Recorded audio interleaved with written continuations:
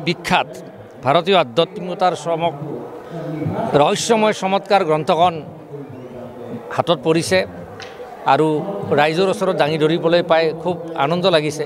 অসমৰ এগৰাকী বিশিষ্ট অনুবাদক আৰু ইতিমধ্যে এডুকেশ্যন কমিশ্যনে অৱসৰ প্ৰায় লাভ কৰিছে আৰু ভাৰতৰ আধ্যাত্মিকতাৰ যিটো ষ্ট্ৰং পাৱাৰ, এই ষ্ট্ৰং পাৱাৰটো for the first time Paul ব্ৰাণ্টনে তেখেতৰ in search of a secret India গ্ৰন্থৰ জৰিয়তে প্ৰথম প্ৰকাশ কৰিছে 1936 আৰু সেইখন গ্ৰন্থক যিখন গ্ৰন্থ মই ভাবোঁ যে ভাৰতৰ প্ৰত্যেকজন মানুহে পঢ়া উচিত।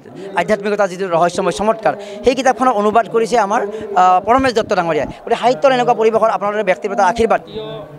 আধ্যাত্মিকতাৰ ৰহস্যময় চমৎকাৰ পল ব্ৰাণ্টৰ বিশ্ববিখ্যাত গ্ৰন্থৰ অসমীয়া অনুবাদ কৰিছে এগৰাকী প্ৰশাসনিক বিষয়া, লেখক, অনুবাদক পৰমেশ দত্ত ডাঙৰীয়াই।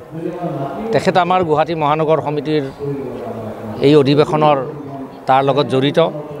আমি জীৱন আৰু সৃষ্টি নামৰ মহানগৰ সমিতিৰ ফালৰ পৰা এখন গ্ৰন্থ 1 তাৰিখে পতাকা উত্তোলনৰ শেষ হোৱাৰ পিছতেই আমাৰ আদৰণীয় সমিতিৰ সভাপতি শ্ৰদ্ধেয় ৰঞ্জিত দাস ডাঙৰীয়াৰ দ্বাৰা উন্মোচন কৰাইছিলোঁ। তেখেত সেই গ্ৰন্থ সম্পাদনা সমিতিৰ লগতো জড়িত। আজি এই মুহূৰ্তত তেখেতৰ পল ব্ৰাণ্টৰ এই বিখ্যাত ভাৰতীয় আধ্যাত্মিকতাৰ চমক ৰহস্যময় চমৎকাৰ গ্ৰন্থখন হাতত পৰিছে আৰু ৰাইজৰ ওচৰত দাঙি ধৰিবলৈ পাই খুব আনন্দ লাগিছে। মই মোৰ নিজৰ বিভিন্ন লেখা আৰু ভাষণৰ মাজত কৈছোঁ যে সমাজ সদায় আধ্যাত্মিকতাৰ আধাৰত চলিব লাগে। সমাজৰ ভিত্তি নিৰ্মাণ হ'ব লাগে আধ্যাত্মিকতাৰ ওপৰত। সমাজৰ ভিত্তি কেতিয়াও ধন দৌলত টকা পইচা ক্ষমতাৰ ওপৰত হ'ব নালাগে। সেইকাৰণে আধ্যাত্মিকতাক ভাৰতীয় দৰ্শনত অতি উচ্চ স্থান দিয়া হৈছিলে।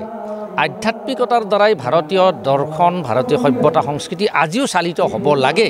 এসময়ত আধ্যাত্মিকতাৰ পটভূমিতেই চব কথাবিলাক হৈছিলে, দৰ্শন, সাহিত্য, বিজ্ঞান সকলোবিলাক। আৰু সেই আধ্যাত্মিক এই সোণালী সূতাৰে এই দৃষ্টিভংগীৰে বান্ধ খাই থকাৰ কাৰণে আমাৰ ভাৰতীয় সমাজখন এসময়ত শৃংখলাবদ্ধ আছিল, পৰিশীলিত আছিল, খুব মূল্যবোধ আশ্ৰিত আছিলে, শান্তি সমৃদ্ধিৰে ভৰা আছিল। গৌতম বুদ্ধৰ যি বৌদ্ধ দৰ্শন, এই দৰ্শনৰো মূল ভেটি আধ্যাত্মিকতা। বেদান্ত দৰ্শন, বিবেকানন্দ দৰ্শন, শ্ৰী অৰবিন্দৰ দৰ্শন, যোগা দৰ্শন সকলোৰে ভেটি আধ্যাত্মিকতা। গতিকে এই আধ্যাত্মিকতাৰ ওপৰত এজন বিদেশী লিখকে আমাৰ পল ব্ৰাণ্টনৰ সেই গ্ৰন্থখন অসমীয়া অনুবাদ কৰিছে পৰমেশ দত্ত ডাঙৰীয়াই, ভাৰতীয় আধ্যাত্মিকতাৰ ৰহস্যময় চমৎকাৰ। মই গ্ৰন্থখন পঢ়া নাই যদিও গ্ৰন্থখনত এই মুহূৰ্ততে অন্তৰ্ভাগত প্ৰৱেশ কৰি মই জানিব পাৰিছোঁ যে এই আধ্যাত্মিকতাৰ যিটো জীৱনৰ মানুহৰ পৰিক্ৰমা বা যাত্ৰা, এইটো অত্যন্ত প্ৰাসংগিক। এই গ্ৰন্থখন পঢ়িলে মানুহে তেওঁ ভাৰতবৰ্ষখন পৰিভ্ৰমণ কৰি ভাৰতৰ বিভিন্ন ঠাই চাই গ্ৰন্থ অধ্যয়ন কৰি ভাৰতীয় আধ্যাত্মিকতাৰ মূল শাস্ত্ৰসমূহৰ লগত পৰিচিত হৈ এই গ্ৰন্থৰ অনুবাদৰ কাম হাতত লৈছে।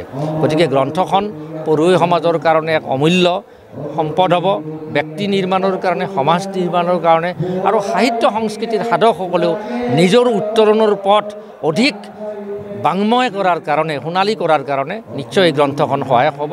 মই আশা কৰিম এই গ্ৰন্থখন পঢ়ুৱৈ সমাজে অতি আগ্ৰহেৰে গ্ৰহণ কৰিব আৰু পঢ়ি নিজৰ ভেটি নিৰ্মাণত নিজেই সহায়ক হ'ব।